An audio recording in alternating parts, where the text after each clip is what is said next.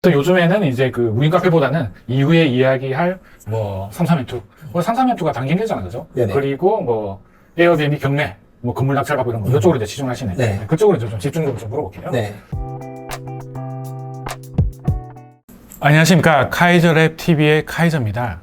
오늘은 그 건물의 신으로 알려지신 건신님을 모시고 여러 가지 재미있는 이야기를 할 텐데요. 이렇게 나와주셔서 감사합니다, 건신님. 네, 안녕하세요. 네, 반갑습니다. 네. 간단하게 본인 소개 부탁드릴게요. 아니, 저는 닉네임은 건물의 신이라고 하고요. 그리고 부동산 투자랑 그다음에 뭐 에어비앤비, 삼삼엠2 요즘에 뭐 무인 매장 이런 투자를 좀 많이 하고 있습니다. 네. 네. 제가 또 개인적으로 같이 뭐 스터디도 하고 해서 네네. 건신님이 정말 다양한 걸 많이 하고 계시더라고요.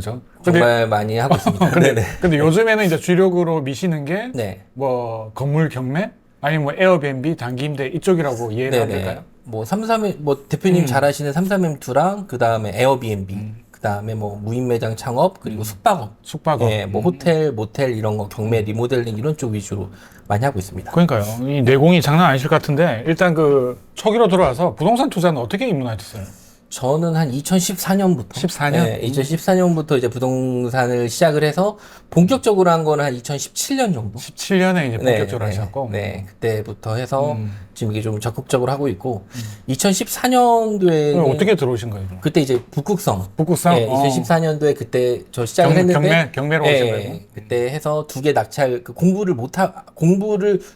공부가 이제 부족한 상태에서 두 개를 낙찰받고 은퇴를 했다가 아, 은퇴를 했어요? 네, 빌라를 두 개 받고 이제 은퇴했다가 한 4년 쉬고 그 다음에 아니 은퇴했다는 게 보통 상당히 돈을 많이 벌거나 아니면 이게 안 맞아서 이렇게 은퇴하거나 둘 중에 하나잖아요.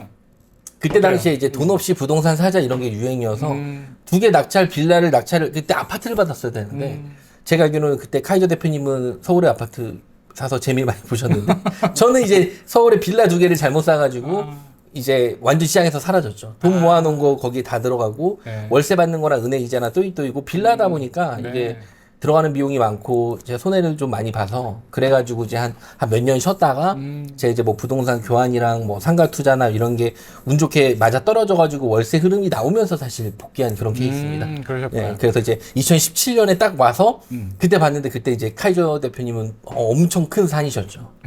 엄청 대단하셔서 그랬나요? 와 그 내공이나 부동산 투자가 너무 배울 게 많고 대단하시다 그렇게 해가지고 이제 알게 돼서 이렇게 좀 인연이 되었습니다. 네. 지나고 보니까 그때 2013, 14년 네. 물론 이제 빌라도 그때는 거의 투자금 없이 들어간 게 분위기였잖아요, 그죠? 네네. 그때 아파트도 솔직히 별로 투자금이 안 들어간 상황이었는데 맞아요. 네. 그때 입문했을 때 그 돈도 애매해가지고 어떻게든 좀 싸게 해보려고 그때 네. 막 빌라도 많이 하고 그랬던 느낌이 드네요. 그때 지나고 네, 보니까. 제가 너무 실수를 해서, 그러니까 그래서 사실 부동산 투자를 만약에 이거 보시는 분들이 제가 봤었을 때는 초보 투자자분들이 너무 많은데, 그러면은 어설프게 막 부동산 투자 막 뭐 경매 투자 뭐 이런 거보다는 일단은 뭐 삼삼엠2나 뭐 에어비앤비나 이렇게 해서 뭐 좀 부동산의 느낌이랑 감각을 좀 익히고, 그 다음에 돈을 벌면 그 다음에 이제 뭐 분양권도 있고 뭐 갭 투자도 있고 경매도 있고 하니까 그런 거를 하나씩 보면서 배우면은 좀 빌드업이 좀 맞는데 처음부터 너무 좀 어렵게 접근하는 거는 좀 별로인 것 같아요. 아, 알겠습니다.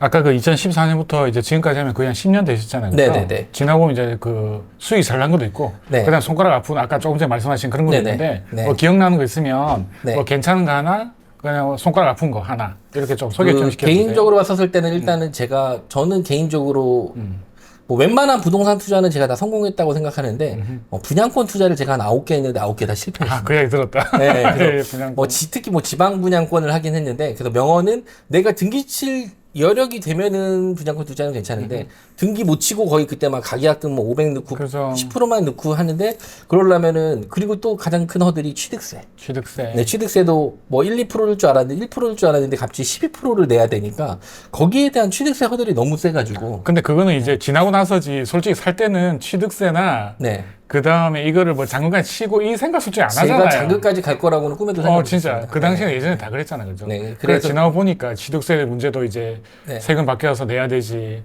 그리고 장을 치게 되면 그것도 너무 네. 우울한 상황이 벌어지는. 그래서 이제 분양권 투자는 다 실패했지만 나머지 투자들은 제가 그래도 물론 뭐 2014년에 그때 받은 빌라 2개는 지금도 가지고 있지만 네. 예, 그거는 그래도 그거 나름대로의 수익이 있고 제가 봤을 때 다른 것들은 다 성공했는데 그거에 대해서 저도 실패 사례가 있습니다. 네. 지나고 보니까 저도 이제 그 2013년, 14년 이때 이제 경매로 저도 이제 아파트도 받고 빌라도 받았을 거잖아요. 지나고 보니까 아파트는 다 팔았어. 왜냐면 그 사이에 올랐으니까. 네. 근데 빌라는 아직까지 들고 있는 게 많아요. 네. 쉽지 않더라고요. 근데 이제 빌라 같은 경우에서는 보니까 물론 그 당시에 가격이 워낙 싸기도 했고 전세 가격이 낙찰가를 넘어서다 보니까 솔직히 어느 정도 이제 뭐 다른 세계에 들어간 하지만 팔기는 여전히 쉽진 않다. 약간 좀 그런 생각이 드네요. 그리고 이제 잘하신 거는 그거 빼고 뭐 분양권 빼고 다 잘하셨으니까 그건 앞으로 이야기하는 거에서 같이 좀 네네. 들어봤으면 좋겠네요. 네, 오늘은 좀 제가 좀 썰 풀 거나 여기 내용들이랑 사진들이 많아서 이것도 하나하나씩 좀 많이 좀 보여드리면서 네네. 말씀 한번 좀 드리도록 하겠습니다. 알겠습니다. 자, 그러면 이제 그 중간? 어쨌든 최근에 뭐 무인 카페 뭐 엄청나게 하셨잖아요. 그죠? 제가 그거 어때요, 왜? 무인 매장 해가지고 무인 플러스 마트에서 한 100개까지 창업을 좀 많이 시켰죠. 아, 100개, 네. 100호를 넘었구나. 네. 그때 제가 듣기로는 그때 3, 40개, 한 50개 이 정도까지 들은 것 같은데. 그렇죠. 처음에 뭐 5개, 그 다음에 뭐 10개, 20, 30개, 뭐 50개, 뭐 7, 80개, 100개 이러면서 무인 플러스 마트, 그 다음에 뭐 1,000원빵, 그 다음에 커피, 세탁까지 해서 완전 무인 백화점을 만들어서 참, 세탁은 뭐예요? 예, 세탁은 무인 못 세탁. 들어갔다.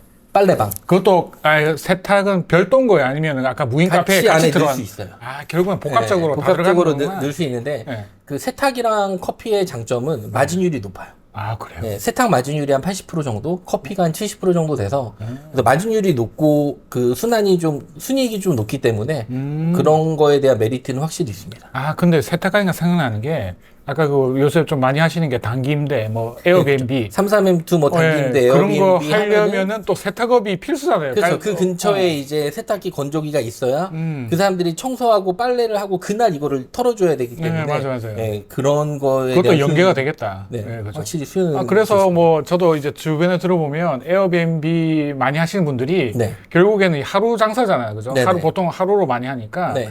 그거를 숙박을 통해 가지고 수익도 얻는데 그거를 결국에는 이제 그 이불 이런 걸 처리를 해야 되잖아요. 그래서 주변에 한 어. 두세 개 정도 창업을 하고 그다음에 1층에다가 세탁방 근처에다가 네, 맞아요. 해서 본인 빨래는 거기서 하면서 추가 수익을 네, 맞아요. 결국엔 그런 자기가 사례- 차리더라고 보니까. 네, 그런 사례들도 많이 네, 있습니다. 맞아. 네. 그래서 이제 그 듣다 보니 그 생각이 나가지고요. 네.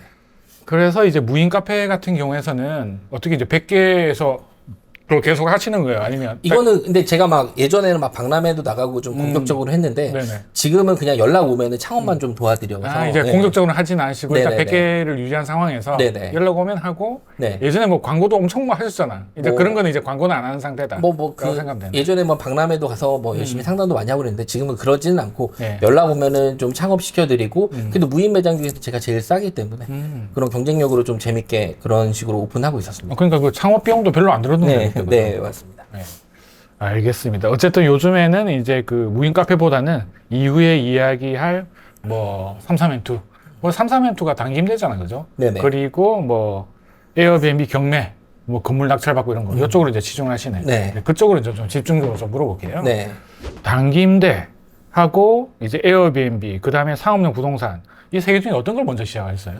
저는 맨 처음에 33M2 33M2. 시작하고 그다음에 에어비앤비 아. 시작하고 그다음에 이제 숙박업 이렇게 근데 그 보시면 33M2, 그건 안 하세요. 33M2 말고 리브 애니웨어라고 있잖아. 같이 같이 하시는 거죠? 같이 올리긴 합니다. 아, 저도 이제 같이 하고 있는데, 네. 처음에는 리브 애니웨어로 제가 먼저 진입을 했어요. 네. 하다 보니까 33M2 이상이 좀 더 예약률이 좀 더 많은 것 같아요. 보니까 어떠세요? 제가 직접 해보시니까. 그 33M2는 수도권이나 이런 좀 대도시 이런 데들은 33M2가 잘 되고 관광지나 여행 이런 데들이 리브 애니웨어가 좀 더 먹히죠. 아, 맞습니다. 제가 이제 부산에 사는 데가 뭐 강릉, 경포대 이런 데도 리브 이제 그 애니웨어가 해운대, 좀 광안리 있어요. 이쪽에 좀 하고 있거든요. 네네. 그쪽은 리브 애니웨어가 은근히 좀 많고, 서울에 사는 거는 이제 33M2. 근데 지방 그 아까 관광지에 해당하는 그런 데서도 33M2로 많이 오더라고요. 그러니까. 네. 그래서 원래 리브 애니웨어가 6이나 7로 이제 시작했는데 요즘에는 꼭 역전돼 가지고 리브 애니웨어는 한 3, 33M2 한 7 정도 뭐 이렇게 들어온 것 같더라고요.